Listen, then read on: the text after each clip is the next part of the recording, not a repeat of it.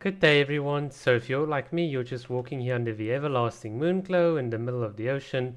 Pretty fun. And that actually leads me to a question. Should we pull for everlasting moonglow as Kokomi main? So, obviously, Kokomi's rerun ban is coming in 2.5, and also Kokomi's weapon is coming. And honestly, as someone that's got like an R5 moonglow, C6 Kokomi, my answer is no. And my long-term answer is no as well. Do not pull for this weapon. In fact, do not ever pull on the weapon banner, especially if you're a free-to-play player, because it is a massive scam and a massive waste of time. Now, if you are gonna pull and you want to pull and you want to get the weapon for the aesthetics, I would highly recommend you be at least at Constellation 4, because at this sort of constellation, suddenly the attack speed and additional energy restoration really pairs very nicely with Everlasting Moonglow, and it allows your Kokomi to do a lot more. And obviously, if you go all the way to C6, then if you want to then run main DPS Kokomi, then this weapon is an absolute must. But other than those very special cases, and I can imagine it'll be a very small part of the player base that this is actually applicable to, don't pull on the weapon banner. Let's get into some more detail as to why this weapon banner is an actual scam. And to do that, we're just going to quickly hop onto this Hoyo Lab article. You can see it's article 497840. We'll obviously put it in the description.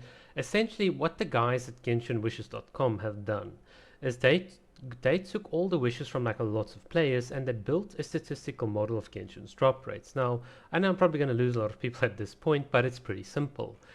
So basically, this is how it works. Character banner, on average, you've got like a 75 pity, that's more or less where most people get the character, and on the weapon banner, it looks to be at about 65 sort of ish. And from this chart, it might seem like the weapon banner is actually a good choice, but it's not. It's still a scam.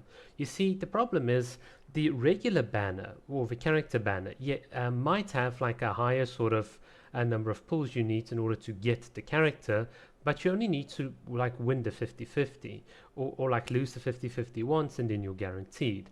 In fact, it's very unlikely that you're going to go beyond 80 pulls on the character banner. So in other words, the worst case scenario for you is about 160 wishes. Now, the worst case scenario for you on the weapon banner, that's about 210 wishes. Now, if you, assuming you are fresh, you're starting right at zero counter in terms of your pity and all of that, it takes about $400 to guarantee you to get the weapon that you want. Whereas on the character banner, it takes about $300. And here's the thing, you are more likely to actually get the character banner or your like preferred character than you are to get like this sort of weapon.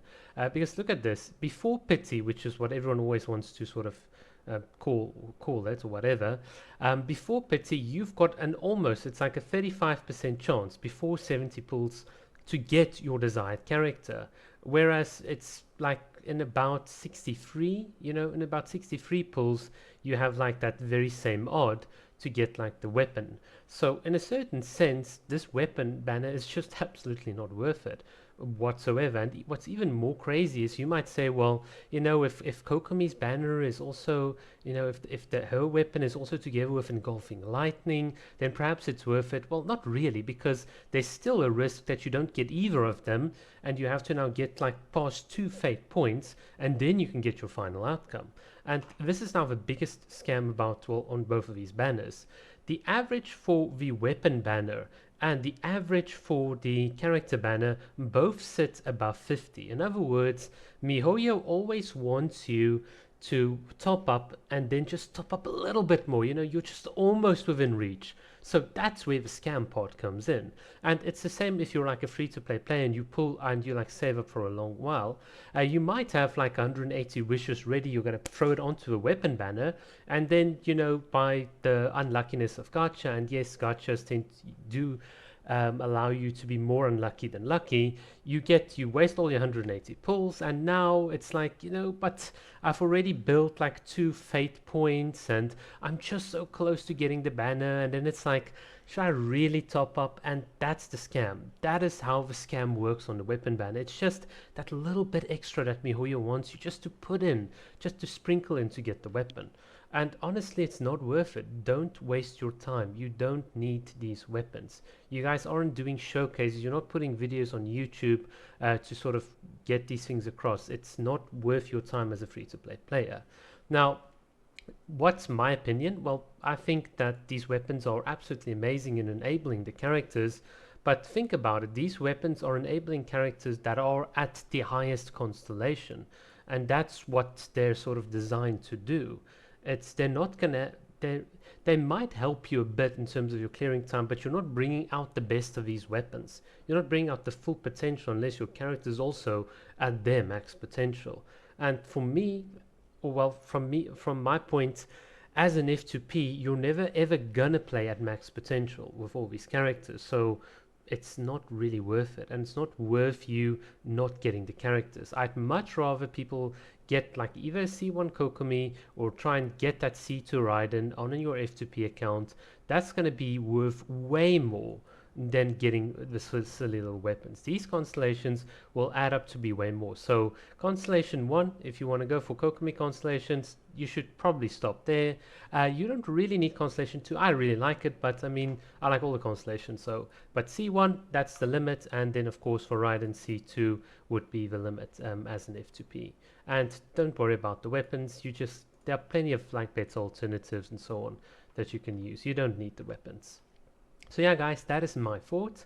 Unless, of course, you want to get this weapon for the aesthetic and it's more like just a bit of a collector's item, in which case I'd advise against it, because you see the problem is once you've seen it, you've taken your pictures and all of these things, that bit of vanity sort of wears off over time. So it might not be worth it, and then you can also get like new Kokomi outfits, and then the weapon doesn't really, fit with the outfit anymore, etc., etc. So just for aesthetic purposes, even I would not really recommend it, unless of course you're planning to take a ton of Kokomi photos, post them online, and have a good time. But then again, you guys are free to do as you wish, and I wish you the best of luck. I honestly wish. I'm saying that we're a lot. It would be awesome if Genshin Impact could, instead of this stupid gacha model, gave us like the option to just outright purchase. Like, you know what, $100, $50, whatever, you get the weapon instantly. Already at level 90, you get it.